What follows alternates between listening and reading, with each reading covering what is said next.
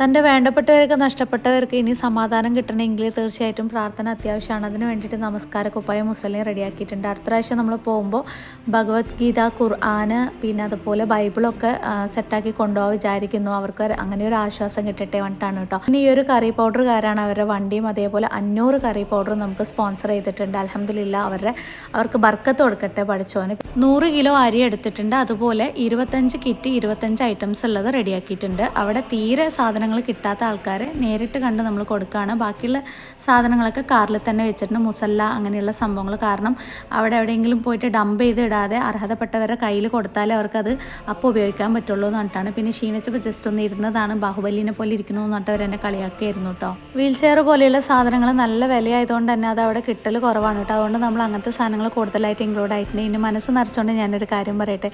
ഇത്രയും വണ്ടി നിറച്ചൊരു സാധനം കൊടുത്തയക്കാൻ പറ്റിയത് നിങ്ങളുടെ എല്ലാവരെയും സപ്പോർട്ട് കൊണ്ടാണ് കേട്ടോ.